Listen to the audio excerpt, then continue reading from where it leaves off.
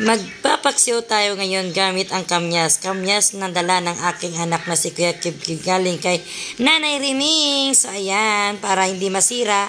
So bumili ako ng isda na halagang 80 galunggong at saka talong halagang 20. So ayan, sa halagang 100. Meron na naman tayong panibagong ulam. So ayan na nga. Kung napapansin nyo, una yung asin ang nilagay ko para manuot talaga yung lasa sa ating isda. Then nilagay ko na ang ating mga lamas o sangkap na kung mapapansin nyo, kunti lang ating sibuyas. Talagang mahal ngayon. Then, ilalagay na natin ang ating isdang galunggong na halagang 80 lang. O, diba? Wag na patumpik-tumpik lang. Sa halagang 80, meron na tayong panibagong ulam tips. So, ayan po.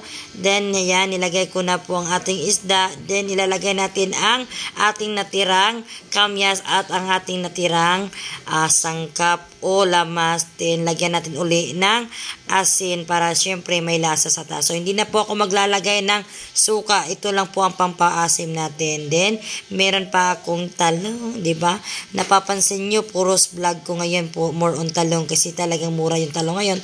Di ba? Meron ng 35. So, ayan po, isasalang na po natin ang ating paksiw na galunggong sa kamyas. So, ayan po, napakasimple lang po nitong recipe na to. At tiyak naman, alam ko namang ginagawa nyo rin to.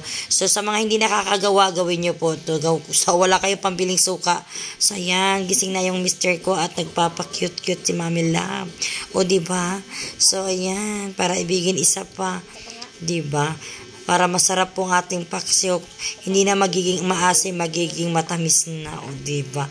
Char lang ginamos. Inggit kayo.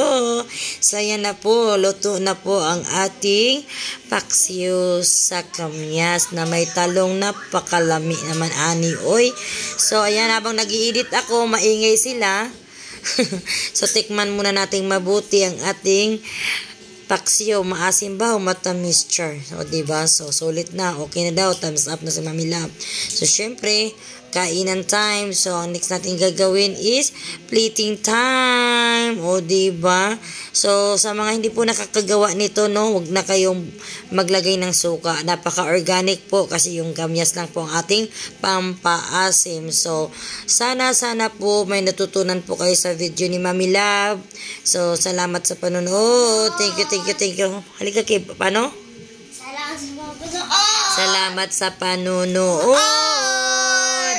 Thank you for watching, guys. Bye-bye. Ayan na po ang aking paksiw. So, nag-i-edit ako dito. Magulo ang aking mga junaki. So, pagpasensyahan nyo na. Ganun talaga ang family. Bean Love, Family Kalubak. Salamat sa panonood. Bye!